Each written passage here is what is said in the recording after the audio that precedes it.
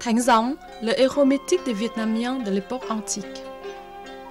D'après la légende, le génie est né de la rencontre miraculeuse entre une femme paysanne du village de Dong et la trace du pied du dieu de l'orage et de la pluie.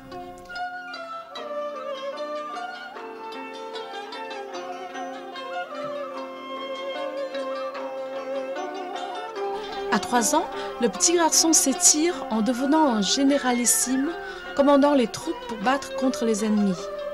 Après la victoire, il avance à cheval vers le mont de Sap, puis s'envole au ciel.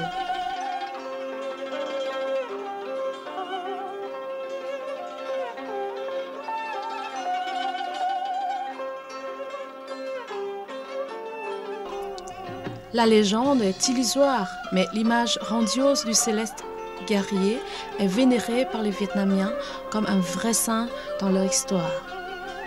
Chaque année, dans l'ancienne région du Den Ta, plusieurs villages organisent des fêtes à l'hommage de Thanh Dong.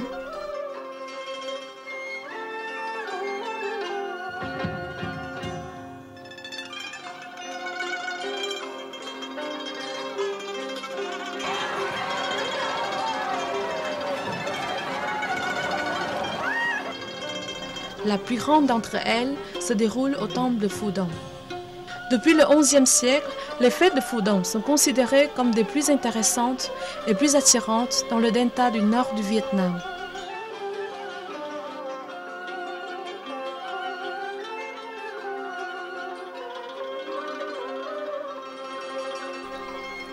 Son aspect le plus attractif est la mise en scène de la bataille de Thanh Dong contre les ennemis.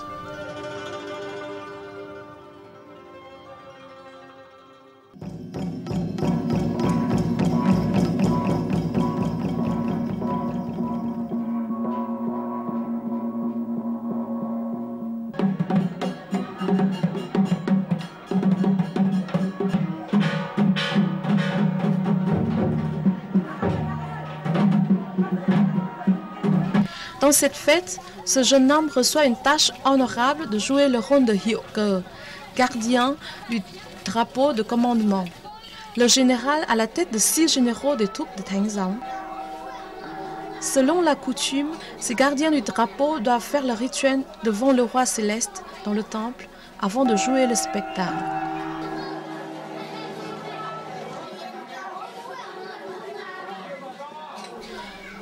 Depuis plus d'un mois, ces jeunes filles vivent dans une atmosphère mythique et rituelle. Les généraux ennemis qu'elles jouent doivent aussi faire un rituel pour demander au roi céleste de leur permettre de participer à la bataille festive.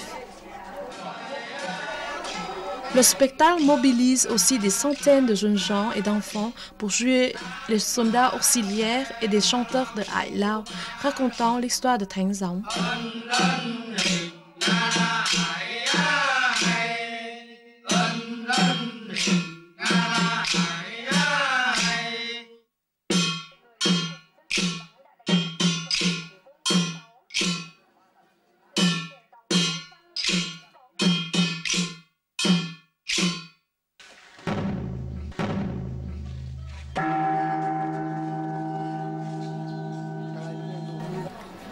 Pendant plusieurs jours, du 6 au 12 du 4e mois lunaire, se déroulent des rituels tels que la cérémonie des offrandes au temple supérieur, d'un repas d'offrande végétarien au temple de la mère du génie, la cérémonie d'ouverture, etc.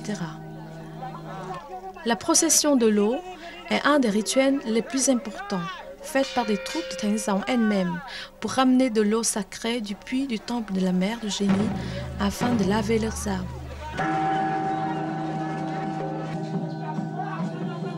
Le rituel de Đánh Cờ, appelé aussi la bataille festive, a lieu le jour principal des fêtes. Au son du tambour d'alarme annonçant l'arrivée de l'ennemi, les généraux et les soldats entrent dans le temple pour recevoir leurs armes et marchent au-devant de la bataille.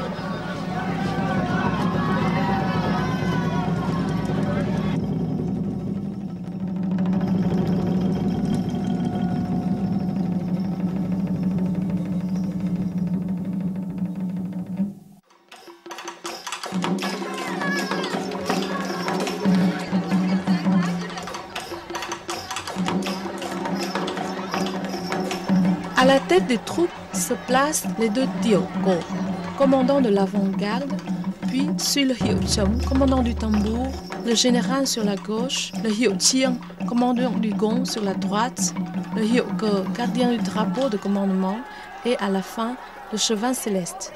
La bataille est à 3 km du temple. Les 28 généraux ennemis sont prêts pour la bataille.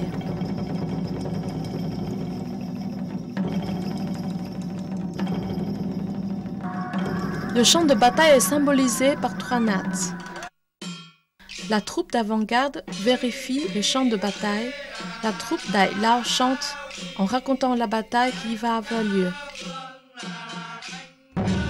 L'attraction de la bataille festive consiste dans la représentation de l'attaque divine à travers le langage de tambour, de gong et de danse. D'après l'explication des habitants de Fudong, les confettis qui viennent du drapeau de commandement peuvent symboliser l'attaque de la foudre et le feu contre les ennemis. Les généraux ennemis donnent l'ordre de l'attaque.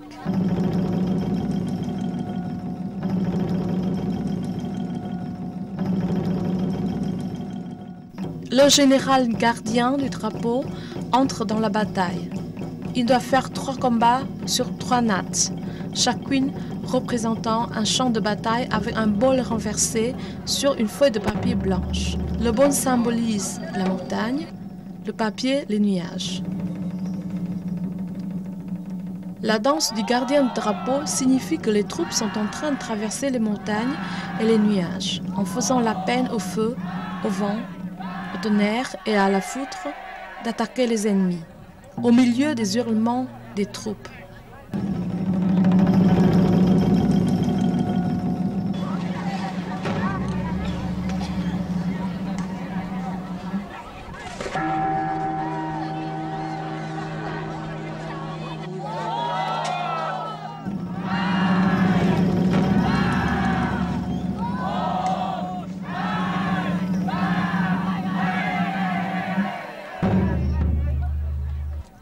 Les généraux ennemis se rendent.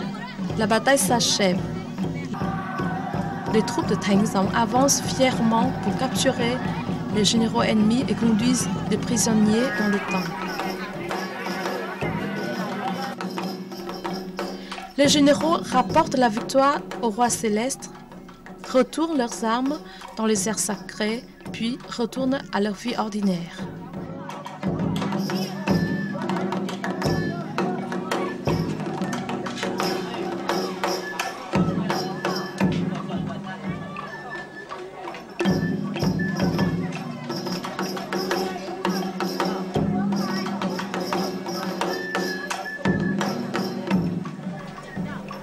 Le généralissime ennemi et son adjoint sont capturés et punis. La célébration de la bataille est presque finie. Les habitants de Fudong pensent que la pluie vient certainement après chaque bataille. C'est la première pluie de la saison, symbole de la bénédiction du roi céleste pour le récolte et qui efface les traces de la bataille cruelle.